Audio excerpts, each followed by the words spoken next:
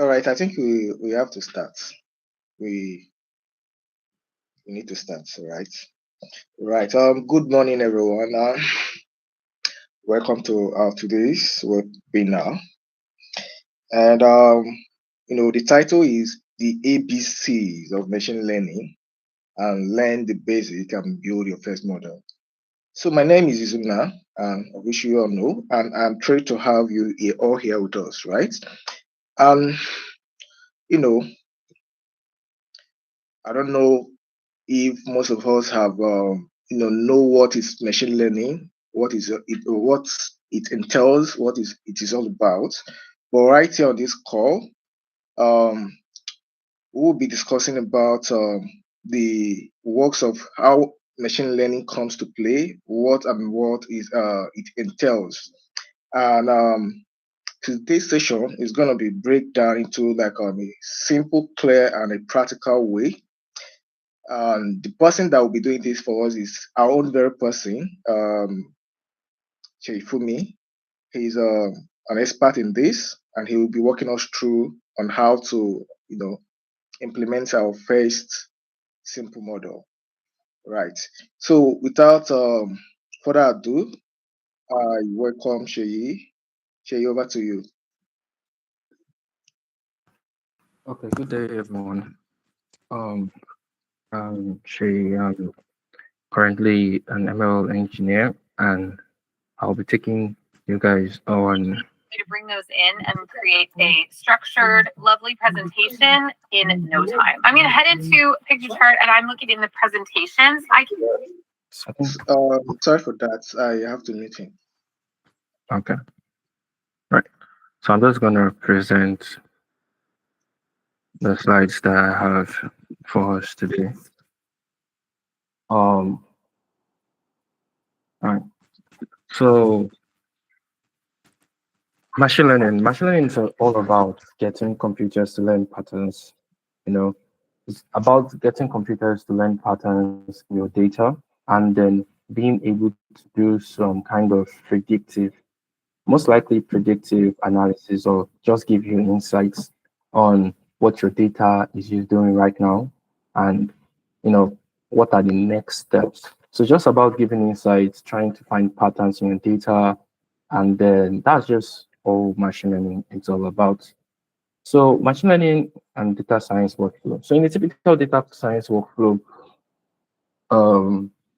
we have these steps, right?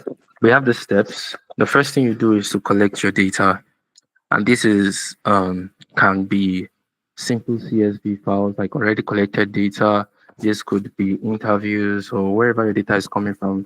It could be from a software, whatever, right? It could be something as simple as just doing an interview and then typing down your data, probably on Excel or something. And it could scale as much as having data engineers load your data using ETL processes, right? So the point is to get as much relevant data to the goal as possible, right? Then when you get those data, typically in a real world scenario, data is not coming in a clean version, right? So what we do is we try and find a way to create consistency in data. So there might be, because most likely human beings are imputing the data, or maybe the ETL process. As long as anything that has to do with human beings, as long as human beings are in the procedure, there tends to be mistakes, right? So we might have a data set in which like not all the names are spelled properly, or maybe there are some issues, there are some negative values and stuff, those type of things. So we try and clean the data to make sure that it is consistent. We remove incomplete data and everything. Then we do exploratory data analysis, what we usually call EDA. So EDA is to discover patterns and anomalies with your data. That's what EDA is for. It's just discover patterns and anomalies with your data. So you do things like data visualizations, trying to see what's different of your data. Is there correlation? Is there this? Just trying to make sure like the data is as you can understand as much as your data of your data as possible. So that's just the point of exploratory data analysis. And this is very key and important so that you will know and have an idea of the limitations of maybe the opportunities you can exploit in your data, or just trying to find out, okay, what is this data saying right now, right? Because if you have high correlation between your features, for example, I'll get back to that in a bit, then if you have high correlation with your features, you know that maybe your model is going to be biased and stuff like that. So preparation is all about preparing the data to transform the data in a way the model can use it, right? So prepare it. You can't. The models we're going to be working with are mostly statistical models, and statistical models don't take in letters, for example. So for that context, you have to, if you're working with statistical models, you have to find a way to represent your data in numbers, right? So that's where pre-processing comes in. You also deal with scaling, because if you have skewed, for example, if you have a skewed data set, skewed meaning like maybe most of your data set are between this range, and maybe they are now outliers, right? If you give that to your model will tend to predict more of the ones that have more attributes on it, and your model will perform very poorly. So you should try and scale data and other things. Just make sure that that is whether we are doing encoding, we're not encoding, label encoding, trying to turn text to numbers. Basically, that's what I mean by coding. And then other things, probably scaling and other little things, removing null values, making sure your data is prepared for maybe you represent null values, right? And then making sure your data is prepared for the model. Then you train the model or algorithm on the processed data that comes out from your data preprocessing, and then you do evaluation of your model's performance. So under machine learning, we have different types of learning. And machine learning, just think about it as trying to train up your computer to be able to basically learn something and be able to act based on what it's learned. So we have supervised learning. And supervised learning is very simple. Just think about it as you are trying to learn something, you want the AI to learn something, and you already have to find to train the model to know how to predict price of houses.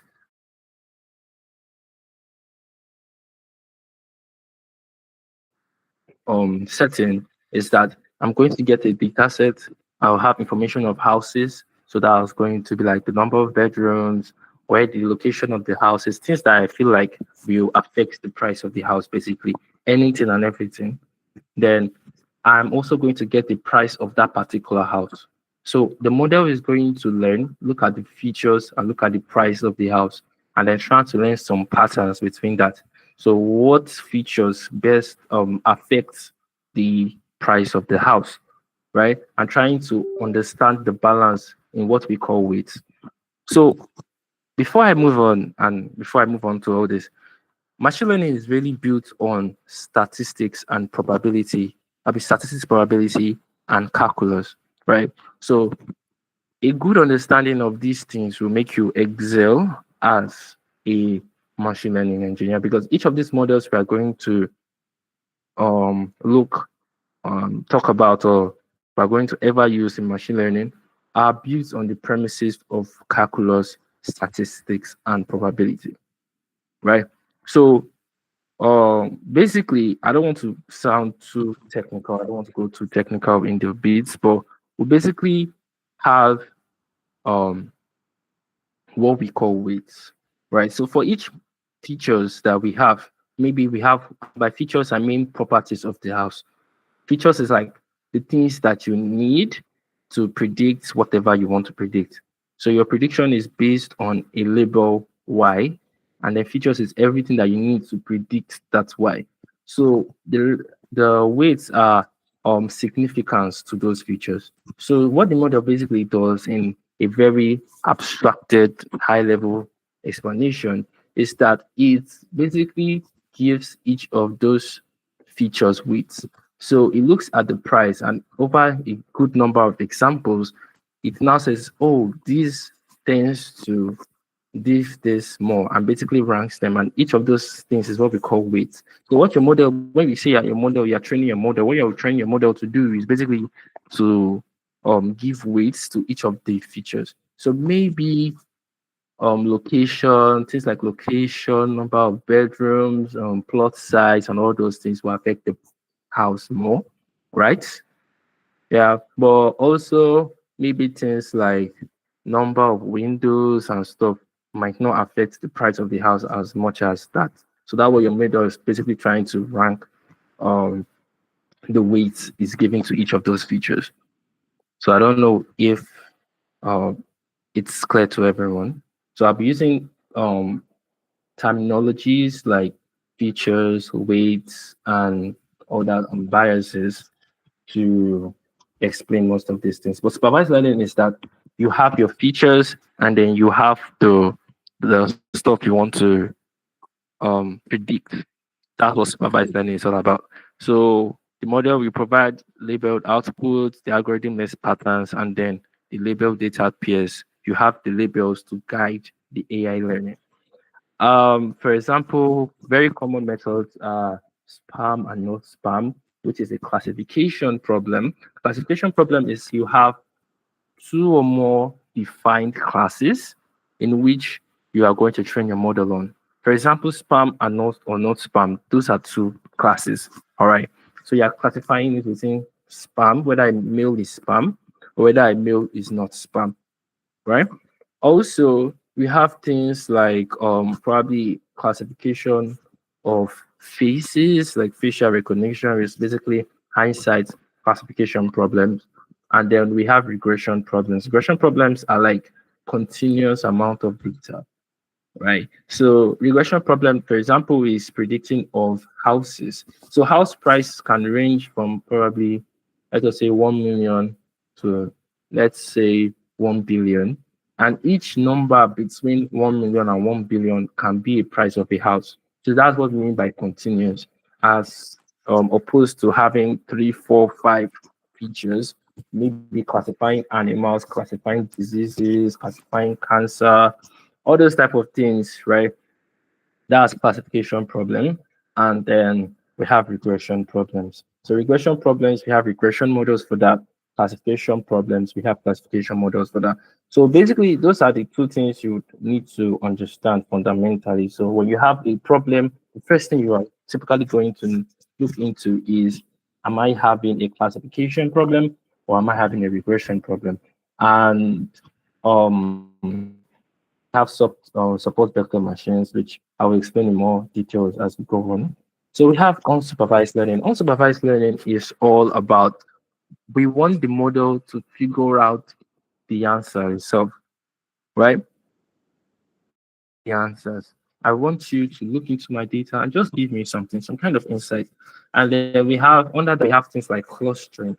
So I'll give you a very good example.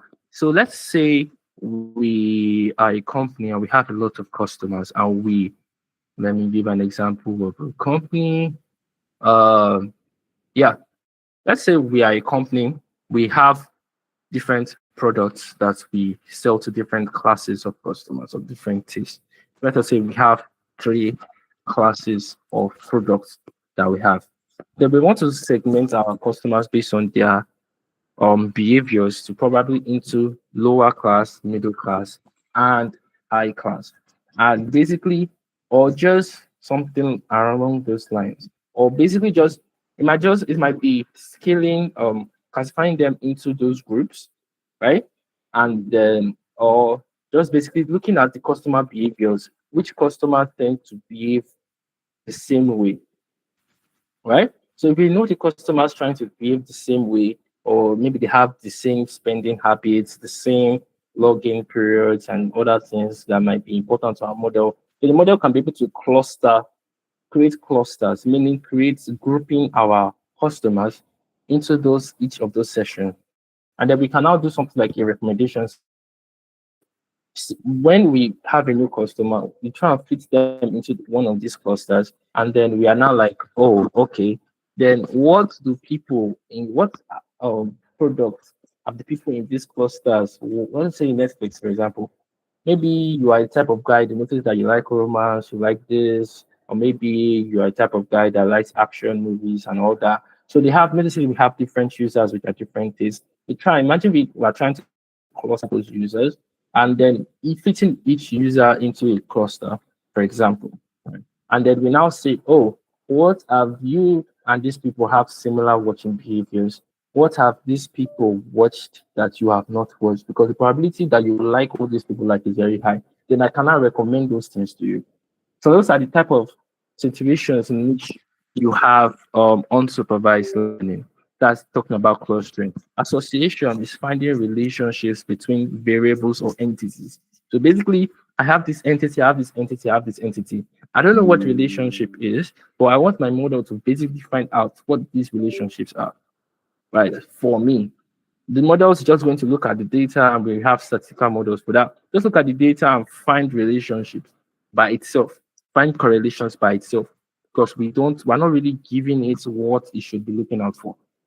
Abnormally detection also, we just have maybe a stream of transactional data, for example, or a stream of logs, or this is most likely used in cybersecurity headspace, in which we want to find abnormal things in our probably stream of our network. So if we want to build something like an ML-based IDS, which is an intrusion detection system, we find anomalies and then we flag those anomalies, right? So we are not the model itself. We look through our data, find patterns, find the usual patterns. We're not telling it, right? So to look through our data, find the usual patterns. So the moment something is coming in and it does not fit that particular pattern, it flags it as an anomaly.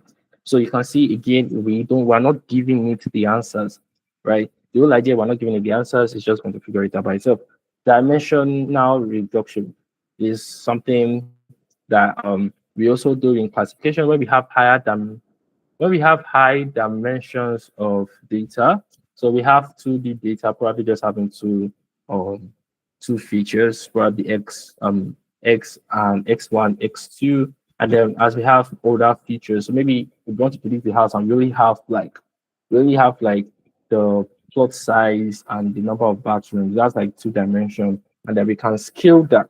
And there are some algorithms that takes longer time to actually get run those algorithms. Something like SVM, it takes longer time to run those algorithms when you have higher dimensions. So PCA or dimension reduction methods help us to reserve and simplify our data so that we can simply just train simple SVMs, because SVMs are really, for example, by SVMs I mean support vector machines. There are algorithms that are really, really, they really, really deal with high dimensions, and it's increased computational time. So that's just another. So we have something we call transfer learning. Just going to do a quick one on transfer learning. Transfer learning is just mostly in LLMs or NLPs, in which you want to train a new LLM or NLP with the information that the other one has already learned, right? So maybe we don't want to reinvent or spend a long time retraining the model. Maybe we just want to train a new model, let it leverage on what the old model has learned, transfer knowledge, and then we can add new things to a new model, basically. So it's just like an ML technique. It reduces the training time because, training large language models, we have petabytes of data, and then, we don't want to really spend that much on that. If we don't want to really spend that much on that, we can just, how we train the previous model, let's transfer and then add new things, right? So that's just what it is. Another one, we have semi-supervised learning, in which the model sometimes gets the right answers, but not, we're just trying to show them the right answers, and sometimes it actually gets right answers. So we actually have models for that. Then we talk about deep learning. Deep learning is what most people that's most interesting machine learning. So it's a subset of machine learning actually, and it's dealing more with neural networks, which is like really got hype recently for its way it makes things more structured. And neural networks basically tries to simulate what happens in our brain, but not exactly, right? Because the brain is the most complicated thing on earth. In fact, in our known universe that we know of, right? So it's kind of it has some principles that has to do with neurology, but not exactly, right? So when we have our neural networks, we are creating a network of neurons. Each of these sample points that see is pointed out here are neurons, and these neurons learn a bit of information. So let's say we want to do image classification now, and then we want we have three layers. We have the input layer where we input our data, then we have hidden layers. The number of hidden layers right now is three. It can be more, right? You can have a lot more, hidden layers, as many hidden layers as we think is needed. And then we have output layers to give us the result. So each of these layers is going to learn one piece of information. So for example, if we have images, we can have layers that will get a particular pixels uh, from our images and learn something about it. Another one, then we have activation functions that transfer what this guy has learned to the next guy, and then this guy can learn more and learn more and learn more. And then we have an output layer that just gives us the output. All this again is basically maths and statistics. And if you're not someone that likes maths and statistics, I don't think you should consider ML at all. But if you're someone that does and you're excited about it, it's something that you have to look into to fully grasp what you need from ML. And um, so we have neural networks is more for more complex data like images, audio, unstructured information, and all those things. Not really like only numbers. So when you have numbers, you would most likely it's better for you to use most times it's better for you to use classical machine learning models, right? That's with the supervised learning and all that. Then computational power is significant. This where the use of GPUs really come in, and we have frameworks for this. For this class, we're not going to really talk more about deep learning. I just wanted to introduce the entire concept of deep learning. But if you want to talk about applications, we have facial recognition, large language models, right? Language models or large language models use this technique to some extent. I mean, if let us say NLP, I think LLM uses, the transformer stuff doesn't always follow this. I mean, it has more complicated things, but basically everything that is more complex than just having numbers, we use this guy. So autonomous vehicles too. So we can use deep learning techniques on video data, audio data, and all those things.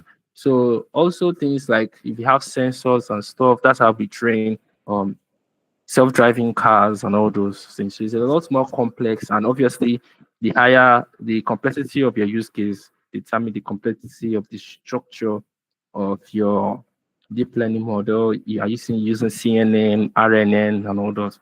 But for this class, we're not going to really dive much into that. So these are just models on machine learning. We have regression models and classification models, so that's supervised learning. And some of the models we have linear regression, we have linear regression, and other things. For classification model, we have logistic regression, which has the name regression, but it's actually for classification using sigmoid functions and all that. We have XVMs. SVMs does well by putting boundaries in your data. So basically, for classification and using boundaries, we have KNA, naive base. Naive base is more based on probability, and we have decision trees. We have random forest. We also have random forest regression. Like we have a lot of models on these things. I'm just listing a few. Reinforcement learning, which is something I forgot to talk about. Reinforcement learning is when you train the model to do something, right? You are some kind of almost unsupervised learning. except that it is semi-supervised, right? In the case in which the model, for example, if I want to train the model on how to play a game, right? So I can punish the model when it makes a mistake and add a bonus to the model when it doesn't make a mistake.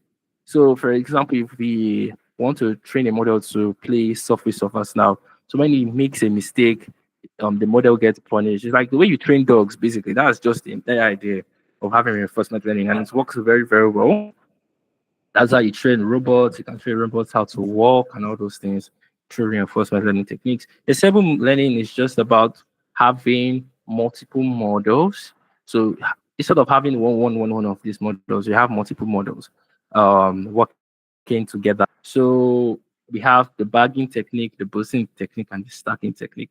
We have all those models under it. Then we have neural networks, which I've talked about, generative adversary networks can more of Gen AI, recursive neural networks, CNN, RNN, perceptrons are like the simplest form of neural networks, and then we have autoencoders. Then obviously on other unsupervised learning, I'm talking about clustering. We have all those stuff on clustering and all those things. So you as a machine learning engineer, you'd basically have to learn about at least have a high level understanding of each of these models, but most likely also what you would know and focus on depends on the problem you are having. So that's why we have engineers and we have researchers. So ML researchers, their job is basically to do research, create these models, create ways, and those are where you really see people around, people that create deep sea, people who are in deep mind and all those things. So their job is basically to create these models and do research and really do more of the mass. And while the engineers are the ones that actually take all these things. So maybe when sorry yeah, so maybe when when you have typically when you have a new problem, you don't have to reinvent the wheel, especially as an engineer. Your own is just to go through the research papers and understand what this guy did, the technique he used, how it's implemented on data. Can I use that for my own use case? Then after you but you have to have context and probability and calculus knowledge, at least the basics. Okay, let us say not say basics. The intermediary knowledge, you don't really need to be advanced except you're into academia, research and stuff. So yeah, so that's just the in terms of using um so essential packages for ML. So we have packages on I'm talking going to talk about Python basically for this class. So the most popular languages for machine learning is Python or R, right? For this class, I'm going to talk about Python. So we have packages already made on Python to help at least the ones we said here are for supervised and unsupervised learning, not deep learning, transfer learning, and all that. So we have NumPy. NumPy basically helps you to efficiently do array computations. NumPy computes faster than using normal Python arrays, and they really utilize CPU very well to speed up your because at the end of the day, what your model is doing is calculating maths basically, and we have functions that it is using on repeatedly and iteratively. So NumPy makes sure those things are efficient and your mathematical function and linear algebra operations. Why pandas is for more of data frames manipulation. When you want to use analysis, you want to work with your data sets. So that's what pandas is for basically. And then we have scikit-learn. Scikit-learn is for it already gives you already made algorithms, popular algorithms um logistic regression and the likes. So logistic regression, linear regression, random forest regressor, decision trees, random forest classifiers, also things for grid search. And the way it works is it makes this super optimized for CPU usage. So that's what makes scikit-learn very powerful. It's not just the amount of functions it already has and the amount of algorithms it already has, in which you just tune your algorithm. Um, or it's it utilizes CPU very well, and that's what makes it popular over the rest. So, as a data scientist or an ML engineer, you are going to be using this tools a lot, depending on your use case. For deep learning, we have other ones like TensorFlow, PyTorch, you know, other ones. And I think pandas we now have Polaris too. Polaris is currently faster than pandas, right? So the community is basically enriched. That's something about Python for data science and AI as a whole. So the community is already enriched with a lot of tools that you can use, but these are the most popular ones. These are the ones we will be using. And pandas use NumPy under the hood. So these are the ones we'll basically be using for our demo today. I'm just going to talk about a little bit about data preparation. I think I've talked about this already. So we have cleaning, what cleaning entails, EDA, what EDA entails, and preprocessing, what preprocessing entails. Um, so why do we prepare data? Because number one, I told you like your for classical machine learning models, statistical models, we have they work based on numbers, and they have algorithms for them. But like the algorithms are built off of numbers, so everything you have to do has to be actual numbers. And we can also feed non-values, that's not the number values or null values to it. So we have to talk about. We also have to check for correlation. Correlation is that if we don't want too many correlated um features together, because to make terms are since they are correlated, meaning probably this one is very close to this guy. We want each of those x variables, which are the features, to be as independent as possible. So find all those things out when we're doing EDA and then when we're doing processing. And then oh yeah, so these are the tips to build successful ML solutions. Um I'm I'm all this is from all this I'm saying is from a data science perspective, right? There's also an MLOps perspective. But the data science perspective is that you should try out the right approach. So you should understand your data first, and that's why we do analysis first before you even start training. Understand your data, choose the right approach. Sometimes it might just be simple. Sometimes you have a particular task that you have enable you. You have to go and read research papers, and that's why the research papers there are lots, there are millions, if not billions, of research papers by researchers out there. So based on your use case, you can literally just go read about it. Make sure you are choosing the right approach for your data. Sometimes it's just something simple. Sometimes it can be something complex, depending on the complexity of your data. And that is something that is really interesting about the ML community. In which we have that rich, people, a lot of people doing researches, a lot of people releasing research papers, so that you, for your use case, you just come and find a way to implement what works for this person. If you feel like it works for you, you try and experiment with it on your data. So maybe you're not getting the right results, you can go online or go to Google Scholars, check on research papers or research kits, find research papers, read research papers based on what works for you, find the approaches that works for you and use it. So you have to prioritize data quality. Now, the quality of your data, um, literally, it has a one-to-one relationship with the accuracy you are going to get, right? So if you're doing image classification, for example, there's a time I was doing image classification. My model was, I used CNN. My model was superbly built. The architecture was superbly built. But I understood that the reason why I was getting these low results is because of the resolution of the pictures that I was working with. So what I did was the resolution, and I had a very perfect result. So in that type of scenario, the quality of your data is a one-to-one relationship with the kind of stuff you have. So that's why quality assurance of data is very important, especially if you're working with organizations. Is something that the data engineers will speak well to. So data quality is very important for ML. If you have poor data, your ML will learn nonsense, and you have bad results, right?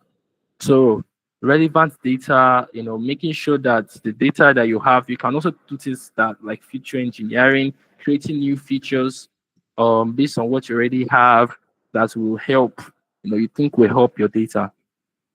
Well, and then we now leverage Python ecosystem. We have specialized libraries for efficiency and reproduction. So you don't really have to really code out the entire algorithm again. Maybe when you are learning about the algorithms, it's probably best for you to try and code out your algorithm so that you can, because when you try and code it out, you understand really what the algorithm is about and you can't forget it. But when it comes to production, we don't want to waste time building your algorithms from scratch. So we leverage things or people has already built. So we have scikit-learn, for example. If you have a Spark network for big data analysis, you're probably going to use Spark Emily Heap. Also TensorFlow, PyTorch for deep learning models and all that. So you have to leverage Python ecosystem to make your job very successful and not to waste time. And then it's all about running experiments, right? So as an ML engineer, you run basically a lot of experiments and you have to refine your approach each time. So sometimes your model, there's a concept of overfitting and underfitting, in which your model basically learns, and because you're training it on this particular amount of data, the model is not learning to generalize. So as much as you want your model to learn about these patterns, you want your models to be able to work on new data, right? And see data that it has not seen before and have a good performance on it. So we don't, that's why we concept of overfitting. There are also techniques to mitigate underfitting and overfitting, making sure things like making sure your data is not skewed, scaling up the data, scaling your data between a particular range, so that every your distribution of the data is kind of equal. So you don't want skewed data, you don't want all that, and then you have to run as many experiments as you can, right? As many experiments as you can, trying to experiment with your data, trying to see, oh, is this after I train this model, test, or I'm seeing the accuracy. Um, Accuracy does not always define the full story. That is the difference between an ML engineer and a researcher. A researcher would basically focus more on accuracy, most times on accuracy. But in real life scenarios, things like fairness comes in, things like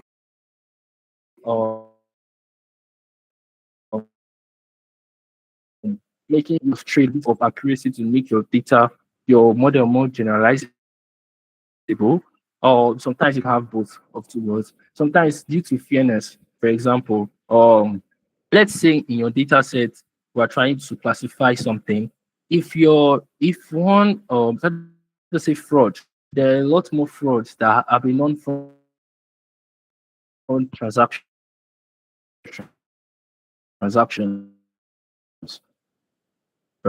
right? I'm talking 96%, sometimes 98% to 2%. Organization only 2% of stuff is fraud. So if you leave your data like that and give it to your model can have a 98% accuracy, and all it is doing is just predicting that it is not fraud all the time. But because 98% of your data is not fraud, the model would show on paper that it has a 98% accuracy when you look into what the model predicted and what actually is the correct answer. I'm talking about supervised learning. And you might see that it has 98% accuracy. Meanwhile, that's because it might be predicting not a fraud every time. And if your model is predicting not fraud every time and it's getting 98% accuracy, and you're like, oh wow, it's having high accuracy, the model is not doing anything. It's a very, very useless model, right? Also things like false positives, false negatives. False positive is just for example, things that are not fraud that the model classified as fraud. And then we have false negatives, things that are fraud that the model classified as not fraud. So up to you, depending on the business. For example, you might care more on false positives than false negatives. And false negatives and false positives. Meaning you might have to do a trade-off. Though you try and strike a balance, you might have to do a trade-off of amount, because if you have maybe your model is really good at detecting fraud, but also take some other things that are not fraud are fraud. And normally, if you have false positives, your customers become angry because each of their transactions, their normal transactions, make as fraud, your system is not allowing it through. So things like that, all those biases and stuff are the difference between ML induction and ML in research. Are the differences. The things we care about are different. Our goals are different. ML in real life is a lot more complicated than the way ML is in on paper, on research paper. That's that as an ML engineer, you really have to think about. It's something you have to really, really, really think about. So my trade-offs, I have to make trade-offs. I might not be able to get the best. How do I find a balance? What should my balance be? You know, those are the things that make ML solutions successful. Another thing I would say that makes ML solutions the ability to reproduce and version. So we have things like MLOps. MLOps is just basically after the data scientists have done their jobs, basically making sure that we can reproduce the same result. So meaning if I train something this time, I should be able to reproduce the same result next time I training, which is a problem with ML in production again. Because ML algorithms based on certain biases change. So we have ML ops, something like ZenML, DVC for data versioning, ZenML for ML pipelines. That's basically to make things reproducible, and also experiment tracking, knowing ability to track your experiments and knowing, oh, I ran this thing before. So instead of creating different notebooks and try starting again, starting again, starting again, starting again, and having many, many notebooks, we can have a tool like ZenML and MLflow for experiment tracking that track your experiments, stores the artifact and everything, so that when you can go back to the previous result of the experiment without really having multiple files. Right. So those things are what makes successful ML solutions. And then when it comes to deployment of ML models, that's another thing entirely. How do people use your model? Things like, oh, how do people use my model? The servers my model are running on. Um, how do I change? So if I could change my model, for example, in fraud detection, when you don't want to change the model, maybe you have retrained after, like, when you have more data, you have to continually retrain to improve your model's feedback. So maybe there's a even in cybersecurity too, when there's a the way frauds are being done tend to change over time. There are new attacks every day. For example, if you have your ML model that is predicting particular attack, you have to retrain it on new data to add what is new. For example, right? But when you want to make that change in your model, let us say you've already trained a new version of your model, you want to make that trade. You don't want a situation in which when you are taking down your model and you're putting in a new model, that the entire system that checks for your cybersecurity is down. And within that time, anything that enters just enters. We don't want that. So things like that are what separates data scientists and ML engineers in retrospect.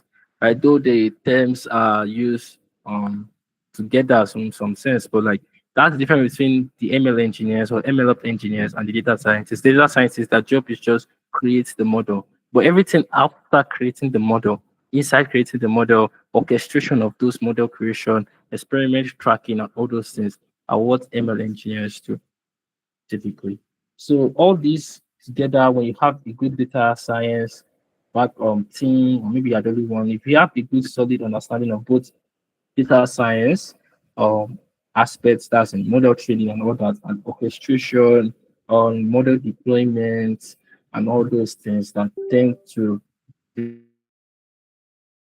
deal with more of ML, you a complete package. Like you are that's for anybody in the market, right? So that's all for the questions. Quick demo of what will things will look like. Very, very short demo. So are there questions? Right. Thank you for me.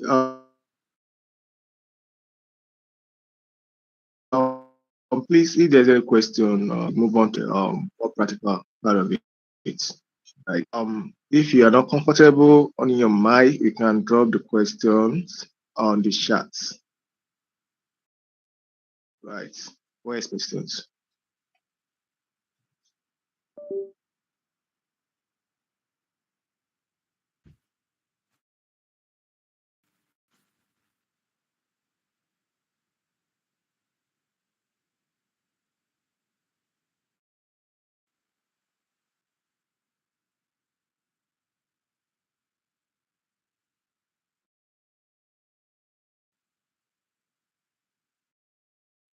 Okay, your hand is up. You have it go now.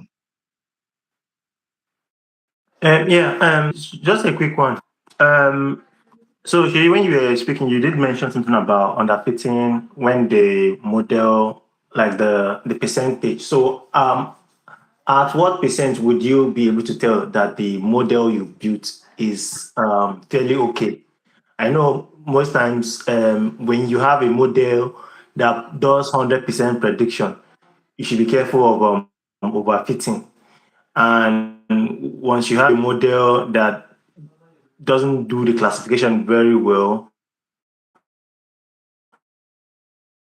then she also be mindful. Is there any rule of thumb to say, haven't built this model and you tried it, or the percentage of the correctness of your model is this? Is there any rule of thumb to say, I think when it's fall within this category, I think it's fairly okay, or it depends on the model you are building?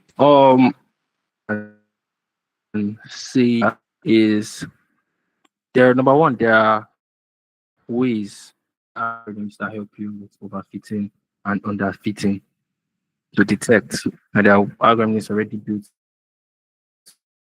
on the platform. Another thing is train your right.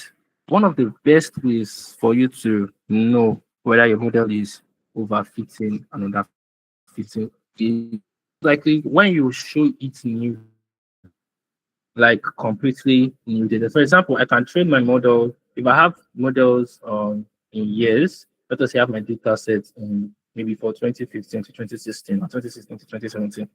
One of the best ways I can know my model is overfitting, just giving it more examples already. Sometimes it's also you would know from the stats, from the graphs of training. Do you understand? Especially when you're training deep learning models. So by the time you join the graph of validation, your validation data set and your error percentage. So at some point you expect that your errors are basically going down as you are progressing in iterations of your training. I'm speaking from a deep learning perspective because we have something we call epochs. It's like the number of iterations. So by the time you notice, you draw your graph of your training and you're seeing the percentage drop in errors. If your graph starts to go back up, so let's say it's going down, and it's going down, or it just drops down, and at a point it starts going back up, you know that okay, there is an issue. For other ones, you probably would find out when you use your test data sets, and more data generalized. So you split your data sets typically into simplest way to split it is training and test. You can split it into training, validation, and test. And basically, by the time you use training and validation and you work on it, you bring in completely new data. If your model has overfitted, you will typically know. For example, you've trained your model, and let us say let's say I want to train my model to know my face, right? So I have pictures of my face. Side view, this are different lighting. So how I would tell my model is if I bring in a new, completely different picture that is not my face, and then the model starts predicting it as my face. So, or maybe I'm in a very different background, and then the model starts predicting this as my face. You know that okay, your model has really overfitted. But there are also little algorithms to know. But typically, just test when you go to your test, you know that okay, your model is completely overfitting on the train. maybe you go to your validate to probably test the model, then you have your test data. The test data will tell you straight up that this model is overfitting or underfitting. Obviously, underfitting, you will know that the predictions is going to be very hard. Right. But for deep learning, you basically draw a graph of your training per epoch, so your loss per epoch, and then you start seeing the graph going down because it should be descending. Or at a point at a particular epoch, it might be ascending. Then you know that okay, there's something wrong. If your graph is not like very smooth and it's just edgy, you know that there's something wrong. Obviously, also sometimes it might be the number of epochs. So maybe you are training it too many times and it starts trying to confuse itself. You understand? Then you start seeing in your graph for you to know. So please, All right. Thank you. I believe Enyinna,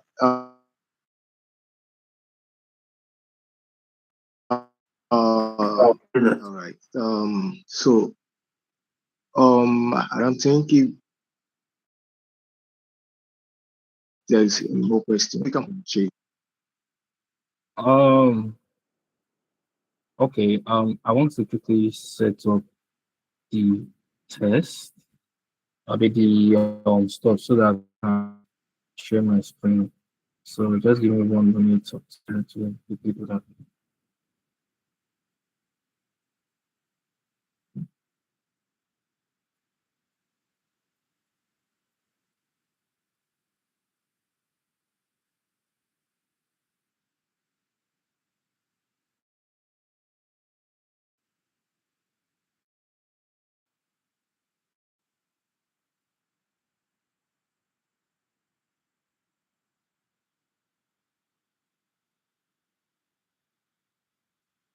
Okay.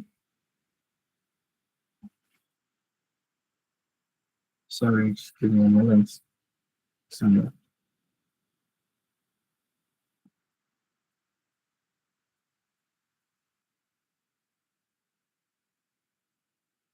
Okay. So I'm presenting my screen now. Um,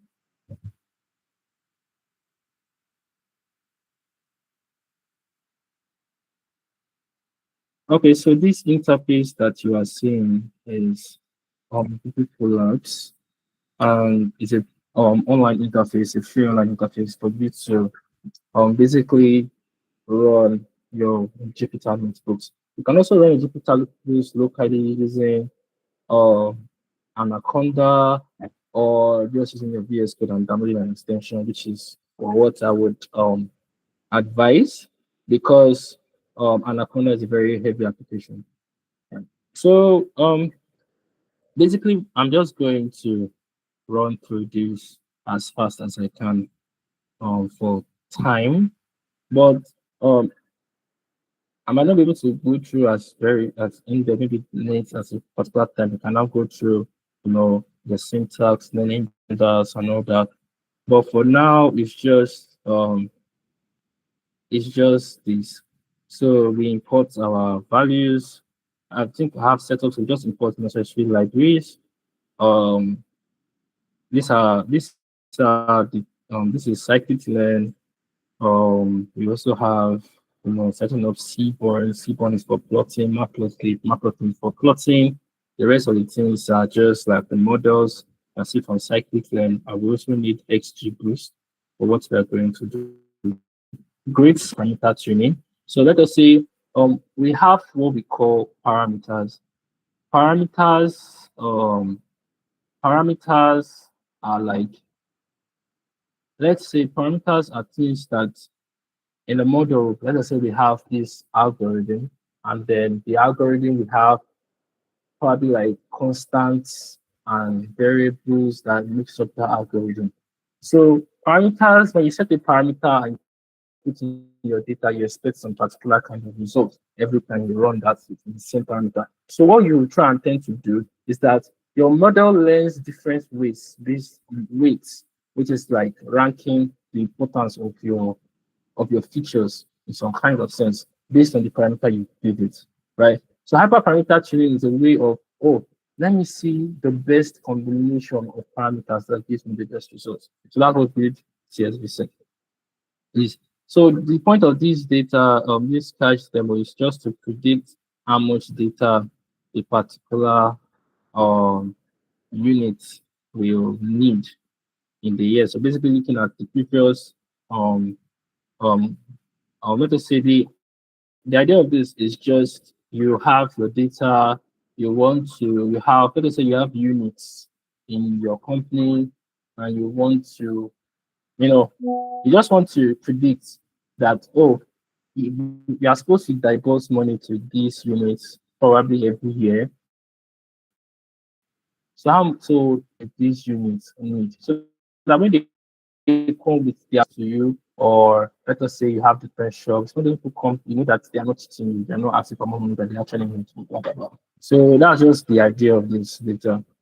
Understanding of the data is very important, and so that you can always import your data here. And then when you go to Collab, it's very easy. You can literally go to Collab right now, collab.research.google.com, and create your first stock. So this is we kind of each of these talking about the environment, each of these things are cells. So we run things independent of each other, basically section our stuff like this. And we can use markdown and code. So we import the libraries, right? We get our data sets and then we begin cleaning of the data. The data can be gotten from cargo, which is like Cargo, which is a online place in which you have data sets. So you just download this data set of your choice. We really just did. So you fill in all values, right? I've already pre-run this thing, so that's I'm not running it again. We so because I understand time has gone. So basically we do data cleaning, like I said before. We are filling in no values with zero. We can't have no values. We are now doing trying to create new features, really and trying to clean this data. For example, putting this guy in a date time format, you know, making sure that all the formatting is the same because we have different formatting. We have months, we have monthly, we have a month, day, year, we have day, month, year, and depending on your data format. Just basically put everything in. We do a bit of feature engineering and feature extraction. This guy is speaking to feature extraction, trying to extract out of the date time format the days of the week, the months of the week, the days of the week, the months, the day of the week, and other things. Then we can now get rid of the actual original date time formats later on. So we are just trying to extract more things that we feel like is necessary or useful for our data.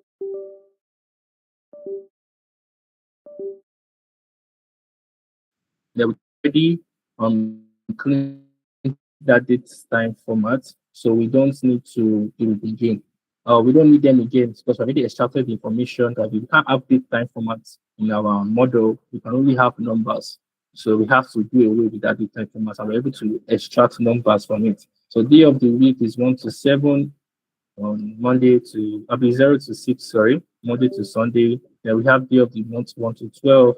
Basically numbers. I mean, the month 1 to 12, the day of the month is 1 to 30 or 1 to 21. Is a weekend is 0 or 1? Is it true or not? The day of the week, and that's how we just get all those things done. So we now get rid of the things we don't need. At the end of the day, then we are using a model called random forest regressor, which is a linear we're doing supervised learning because we're going to be showing the model, the data, and then the actual cache they actually demanded. And then we have random forest regressor, which is like a model for doing supervised learning. Um, these are now the parameters that we use, n estimators and random states. Random states is to make sure that we can reproduce because the model is going to, models are built on probably like a normal distribution, and we want to ascertain the seed of that distribution that it use, so that we can, each time we run, we should get the same answers. Then this is the guy that we're actually dealing with, number of estimators to be 100. Not too much on linear random forest. Just a random forest, then we fit our data. Basically, this is where we fit the model to the data. That's where we are training, and then we can now make predictions. Make predictions during this, and then we can now see the mean squared error. As you can see, the error, maybe I should go out to spot. Should probably have used out to spot so that you can see it in a percentage. But basically, this is the error. So what this is calculating is that it's calculating the error percentage. So it's going to use the formula actual minus the actual minus the predicted minus the actual gives the error, right?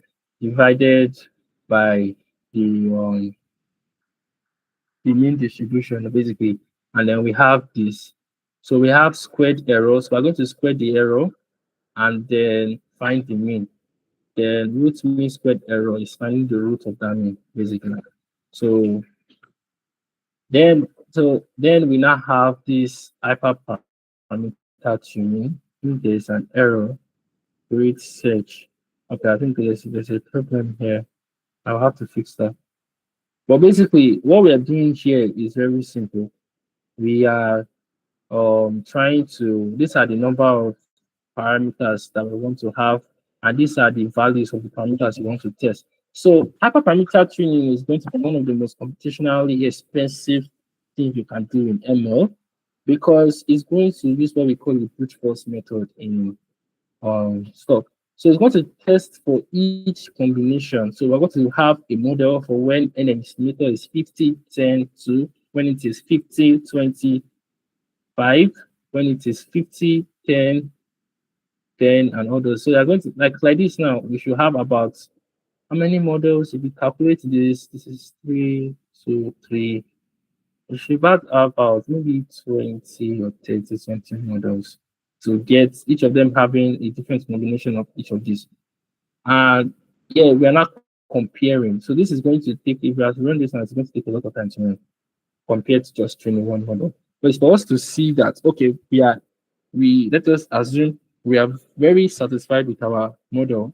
We want to see what is the best parameter we can use for the random regression model, as you can see here. So we have to perform what we call a grid search, which is basically train different models and then compare. So at the end of the day, we can be able to compare the models, which, okay, is not going to show here. We're going to compare the models and get the best parameters, right? And then after we do that, we can see the one with the best parameter was max depth as 20, and estimators as 150, and we also have another friends as 42. And then the rest of this is just like printing out the predictions out. So then we can dump the model in some kind of pickle file for deployment later on. So basically, this is how the workflow runs on.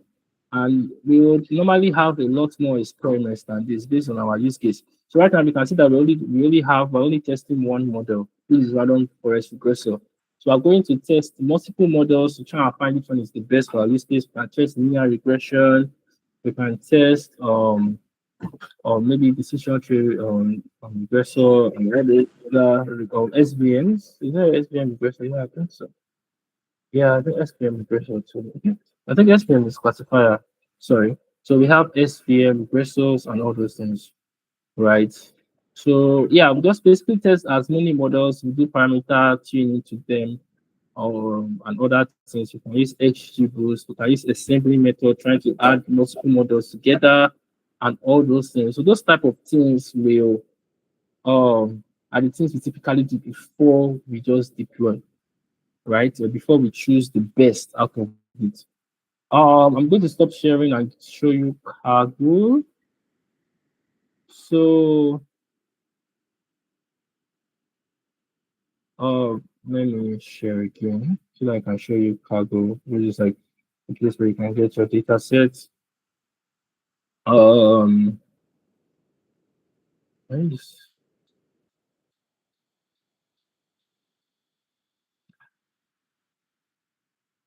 Sorry.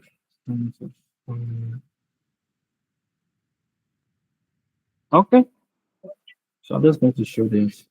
So this is cargo. This is where you get your data sets. You can get data sets to learn. You can also learn on cargo too. There's this learn place where you just have quick understanding of basic things, quick understanding on SQL. I used this a long time ago when I was just starting up. Never really completed it. That's what we have this year. Then you can have quick intro of pandas, quick intro of this and feature engineering.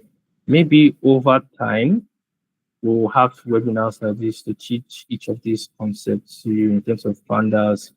Um, but like if you want to right now have a quick understanding, not too advanced but very simple understanding, you can go to Kaggle. Also, Kaggle also have discussions panel in which when you have your problems, you can start a discussion and somebody will answer it for you. Then you can see codes of other people. You can also run the way we have Jupyter Notebook, we have collabs.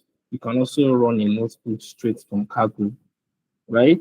Maybe you can see other people's codes that they decided to make public so that if you want to learn, you want to sit down on your particular data set, you can just search and then be able to find that. You can see the models. Models are, probably already trained models, most likely your LLM models, which is not for this class. And then we have, most importantly, data sets. You can only go for so you can always go for competitions if you are confident enough. They have really good competitions.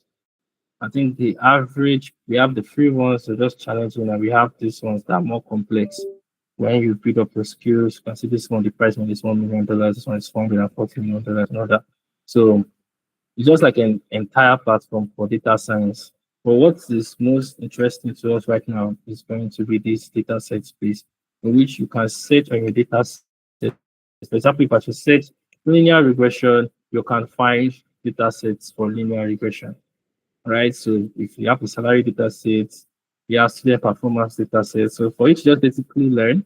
And for example, if I should click this data set, some people would have done this and use these data sets and put the way they implemented their own workbook there. So in which you can basically skim through, maybe you're doing your own, you want to see how other people did theirs. You can also go through, you can always start a discussion and ask your questions, and also make suggestions, basically. And then yeah, basically that's just what this platform is used for. So you get your data set, you download that book here. You can also create your own data set. You'll start a notebook here. You can or use Google Colabs. So if you're using Google Colabs, you just import the data set into your or you can start a notebook here.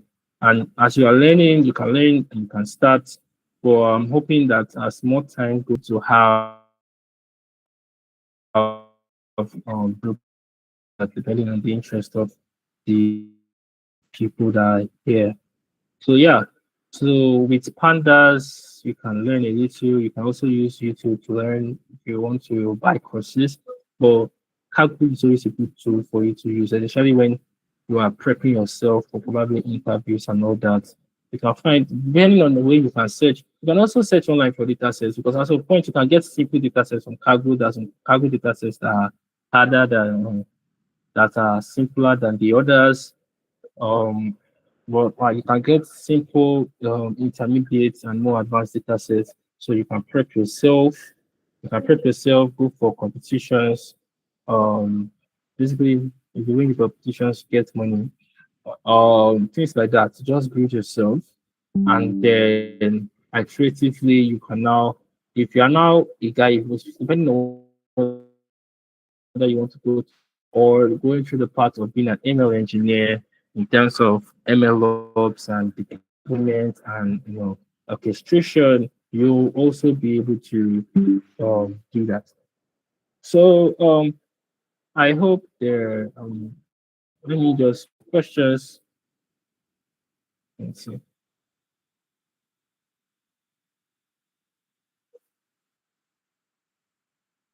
So are there any questions? All right. Thank you, Seyi, for that wonderful section. It's quite impactful. So right now, we can now accept questions. If you have questions regarding how you might start off to learn this, or any specific question regarding what he said during the session, you can speak it out now, and or you can drop it on the chat below.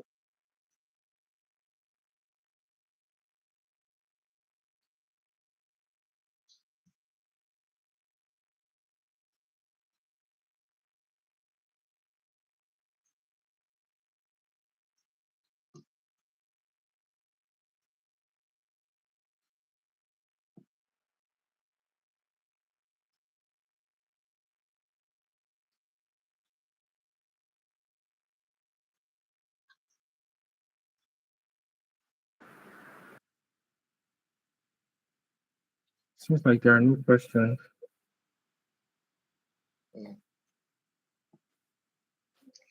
All right. So I think in absence of no other question,